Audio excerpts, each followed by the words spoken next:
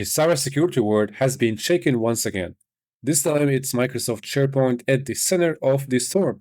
The newly discovered CVE-2025, better known as the ToolShell vulnerability, is being actively exploited by threat actors around the globe. In this video, we're going to break down exactly what this vulnerability is, how attackers are exploiting it, and most importantly, what you need to do right now to protect your environment.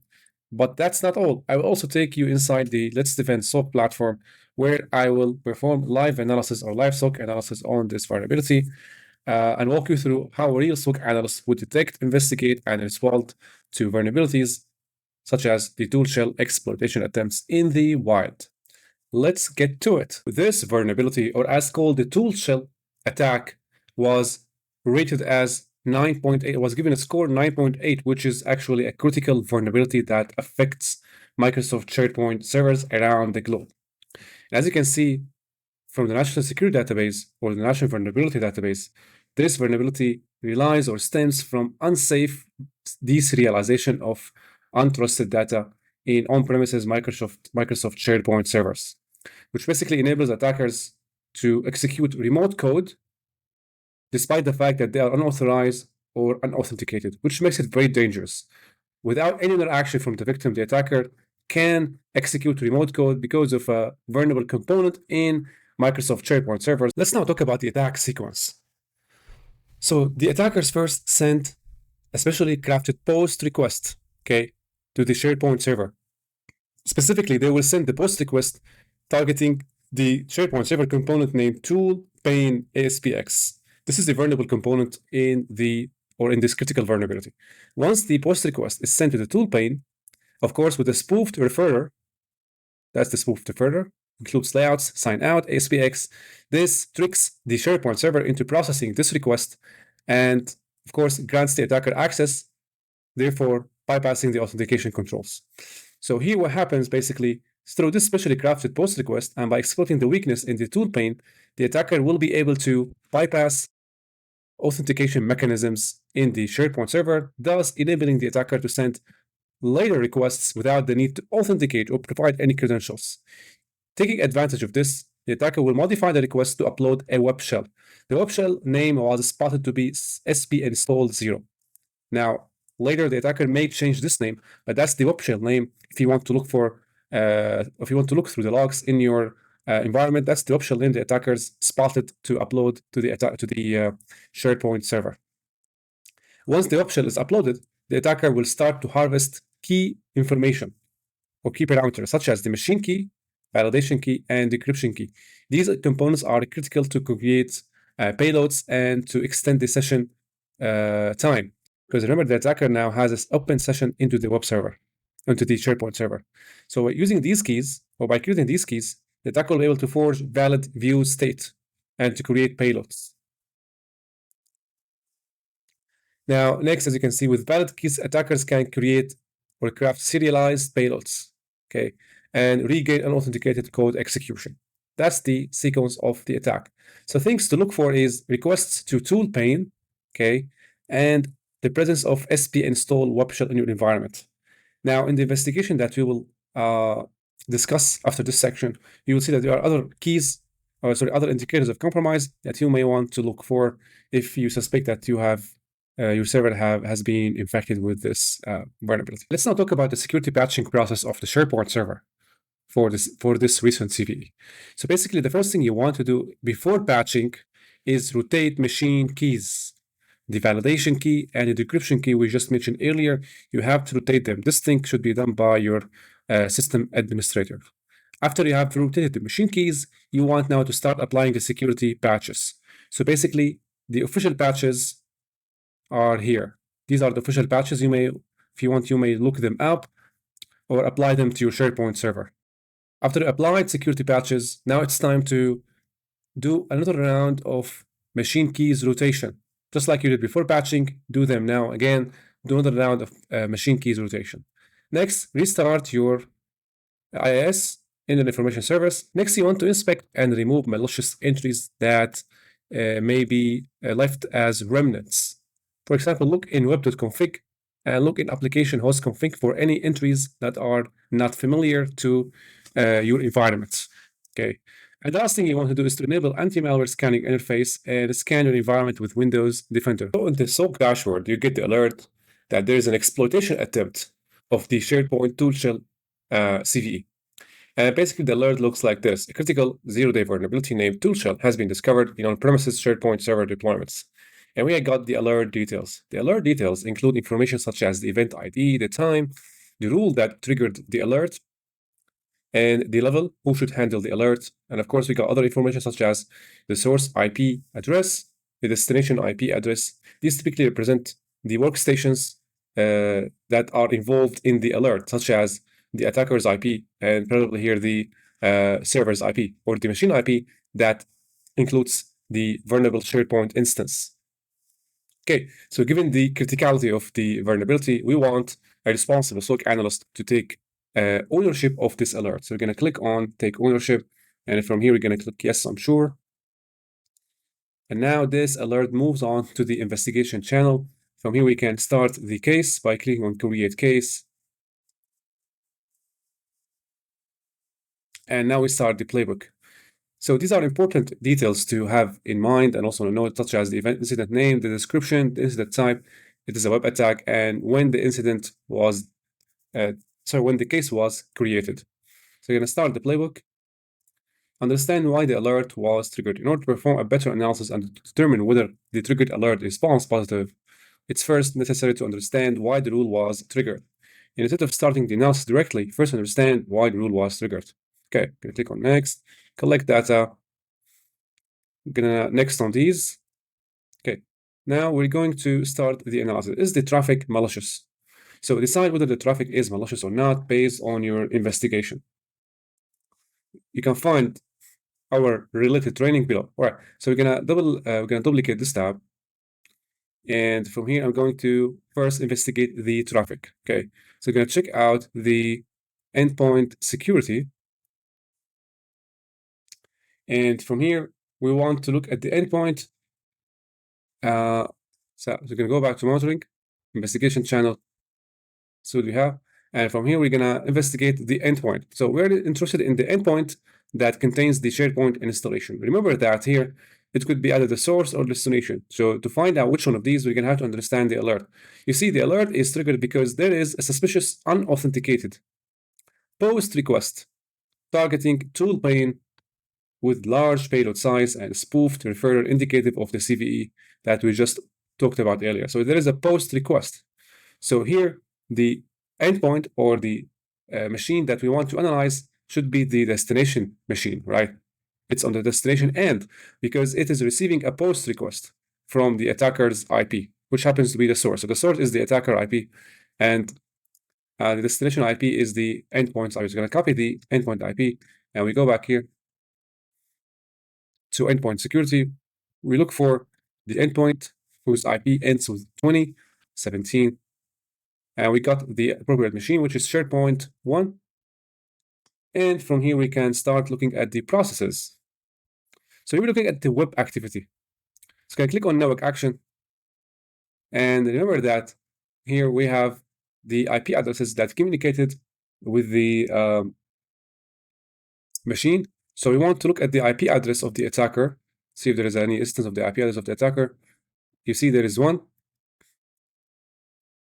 If you just go back to monitoring, click on investigation channel, and here the attacker's IP ends with 5876. Let's have a look. Yeah, so we have an IP address in the network activity that matches the address of the attacker. Okay, now if we go to the processes, so what process is what's the process we're looking for here? So you see, we're looking at probably the process that's responsible for the SharePoint server. So it's probably either it could be a service process or it could be simply let's check out the first page.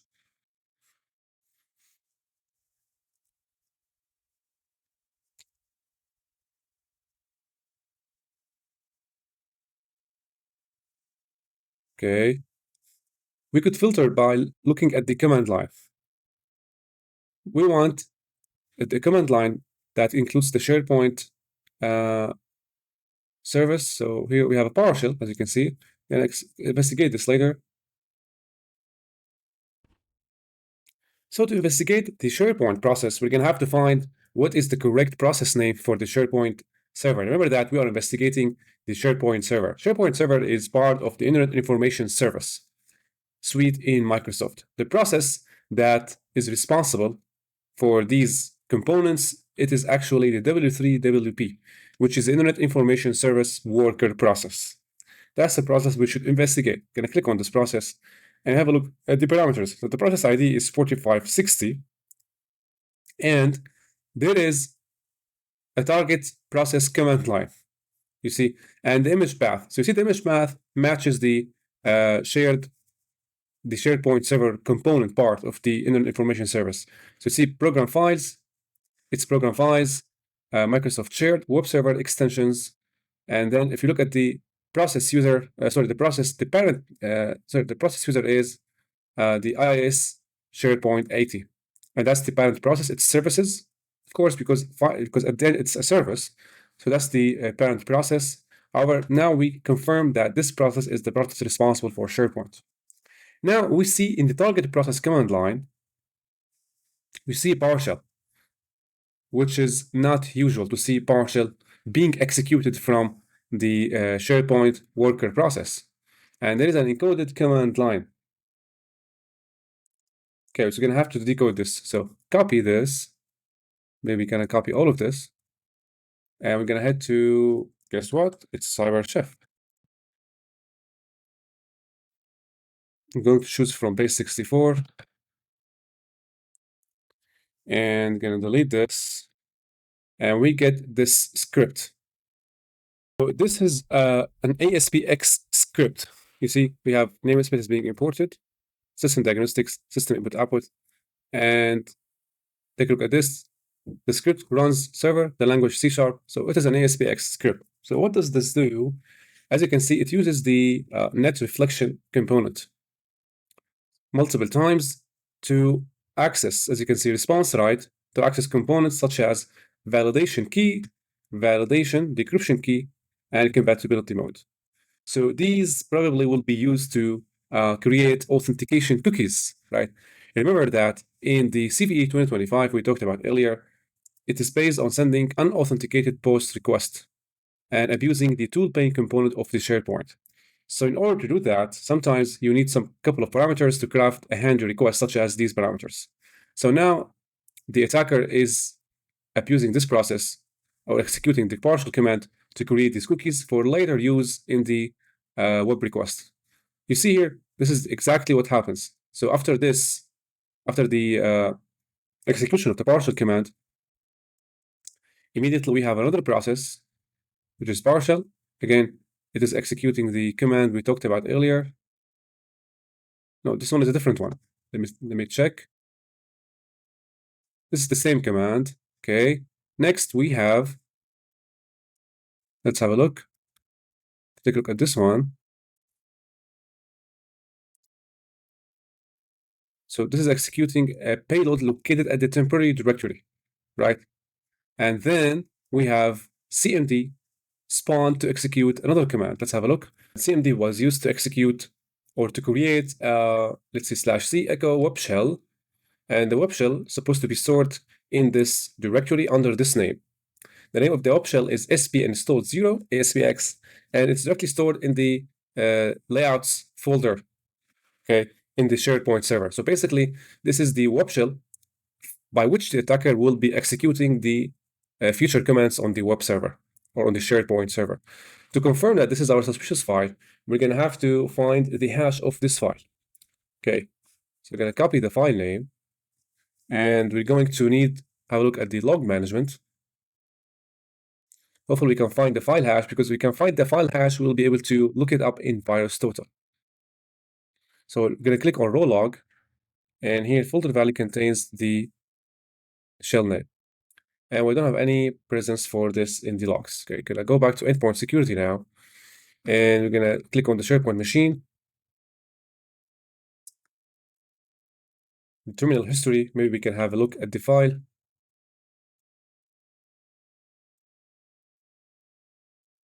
So these are the series of commands that were executed. And we see this one. Look at this one. C Windows System to cmd/c echo form run at. Looks like we have an object here. So an object is being embedded.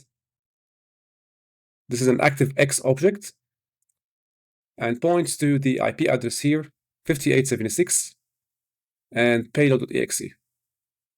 So this ActiveX object was embedded in the SharePoint server that points directly to the attacker's IP address. Why this is useful for the attacker? Because when the page is visited by a browser, this ActiveX component that was embedded by the attacker will be triggered automatically. And when it is triggered, it's going to download the payload from the attacker's server. Now, to confirm the nature of this file, we're going to need the hash. So basically, you look at the same process tree here, and we have the hash. So we're going to copy this. This is the hash of the file that was created when the command line or the CMD command line was executed. We're going to go to VirusTotal. Okay, and here search. And as you can see, it is flagged by 41 security vendors out of 62, which confirms the nature of this file. It's basically, let's go back. So basically, this file, it is the web shell used to download and execute remote commands, including the payload, as you can see, the ActiveX payload. Now let's go back, and we're going to confirm that the traffic is indeed malicious. What is the attack type? Which of the following is the attack vector in the malicious traffic you have detected as a result of your investigations?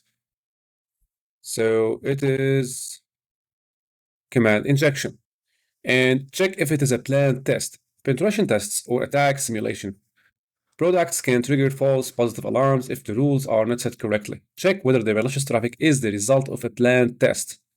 Check if there is an email showing that there will be planned work by searching for information such as hostname, username, IP. Check if the device generating malicious traffic belongs to attack simulation products.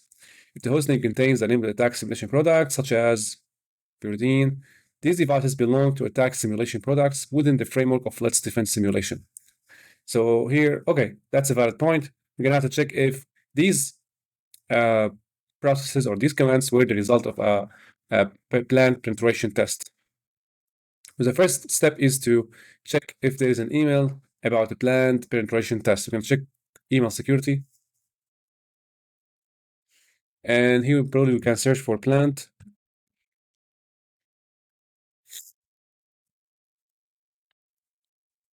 Planned scanning. So an email from Ellie to SOC. I will scan the Letsdefend network after 12. This scanning could be continued all day. Please ignore SIEM alerts for Pentest machine. Well, we are on SharePoint 01 machine, not Pentest machine. And here we have an email from IT support to SOC. Phishing test alert for next week. Well, we're not handling phishing here, so this is not a planned test. What is the direction of traffic? Select the direction of malicious traffic from the available options below. Company network to company network, internet to company network. It is internet company network because it is an external attacker trying to exploit a SharePoint server, internal SharePoint server.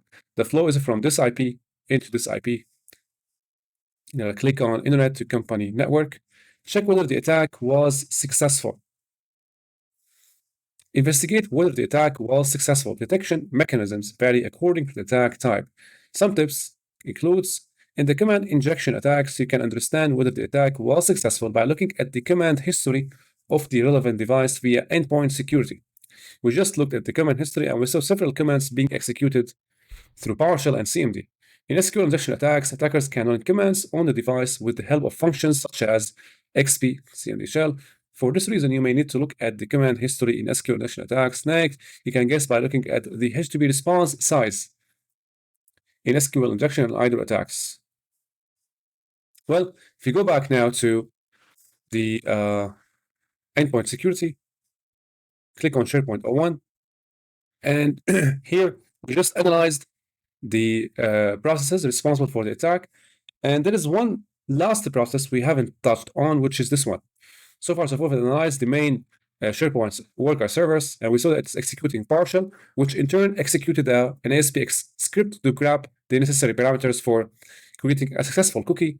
And then we got a CMD command to execute or to create the web shell and store it in the SharePoint directory. And then after the creation of the web shell, we have a PowerShell command being executed. Click on the PowerShell. So here the attacker is invoking the method outlined in the ASPX script. So we have system web configuration, machine key section, and get application config. These were created earlier when the ASPX script was created. Upon creating the ASPX script, these configuration parameters were created, and now using PowerShell, they are being actually retrieved. By doing that, the attacker could potentially create authentication cookies or decrypt the data on the SharePoint server side. So was the attack successful? Still, we look at other commands in the terminal history.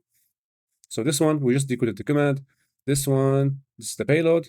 This is the ActiveX, and that's the PowerShell command. So basically, it is successful because all of the commands were executed from within the machine, and the web shell was successfully created, so the attack was successful. So here we are. Yes, containment.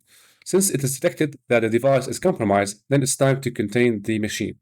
So we go to the endpoint security, click on SharePoint 01, and then in the containment, we switch this and make it on and turn it on. So now the machine is contained, meaning that now it is disconnected from the internet, and the most recent healthy backup is being restored. Add artifacts. All right, let's go back now. First, add the SharePoint IP address. This is SharePoint IP server IP. Oh, looks like we're gonna have to, I think I have to start over because I skipped adding the other artifacts. So collect next, this was next, malicious. It was command injection, not planned, internet to company network. Next, it was successful. Okay, I'm gonna add SharePoint IP. Okay. And here I want to add just a second, I think I mixed the IPs. This is the SharePoint IP, should be here. And that's the attacker's IP. So C2 IP. Next, guess what? We have the hash. So this is the hash of the web shell. Should be added to the indicators of compromise report. Web shell hash. Well, this is not MD5, but I'm gonna put MD5 now. And let's see here. So we have also URLs. Since the attack does not include phishing, we don't have email IOCs. We just have IPs, hashes, and URLs. Let's now go back and click on log management. And from here, we want to extract the URL, the original URL, which represents the first attack vector or the initial attack vector. That was the starting point from which the attacker was able to compromise the SharePoint server. So we're going to click on the destination IP and use the log management, click on destination address, and this way we can filter all the traffic, all the logs containing the SharePoint IP address. Click on this. So we have a log entry here. The source address is the attacker's IP, and the destination address is the SharePoint IP. The destination port is 443, which confirms that this is a request, post request. You can see this is the original request. And as you can see, it includes the ToolPane component, which is the main, which was the main vulnerable component in the CVE we are analyzing. So we're gonna copy this and include it in the report. We call this is the initial post request.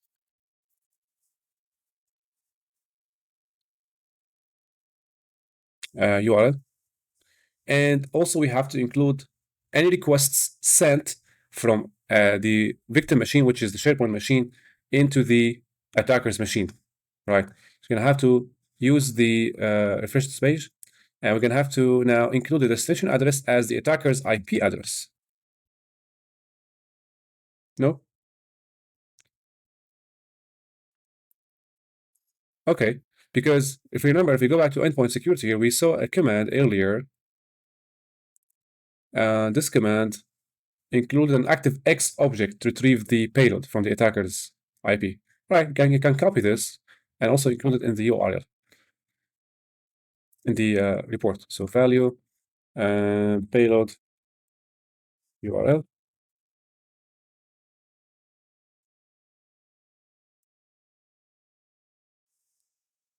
Do you need tier 2 escalation? Tier 2 escalation should be performed in the following situations: in case where the attack succeeds, when the attacker compromises a device in the internal network, in cases where the direction of harmful traffic is from inside to inside. Well, it's not from inside to inside. However, the attack was successful, and therefore it needs escalation. And now I want to write the analysis note. It's a good rule of thumb to be as brief as possible, while at the same time maintaining the context intact. So here you're going to just type the attacker exploited CVE 2025-53770 by uploading or by exploiting the ToolPane and using that to upload a web shell. Maybe you can mention the option name sp install 0 ASPX.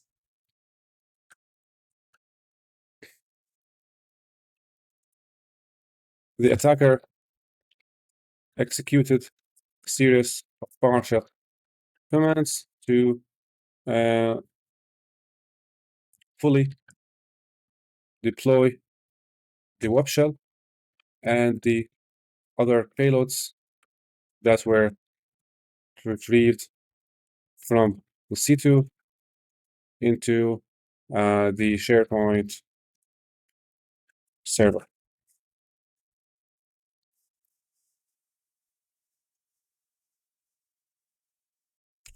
So I believe this was it. Looks like we got it right. We can close the alert. So it is now in the close alert. Let's have a look. Still in the investigation channel.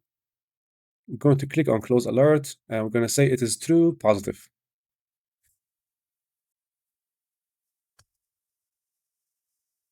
Let's have a look. So most of the answers were correct except this one. What is the attack type? It was wrong. Unsafe deserialization and RCE is the attack type. Yeah, that's correct. So it looks like we only got this wrong and other answers were correct. So this was it.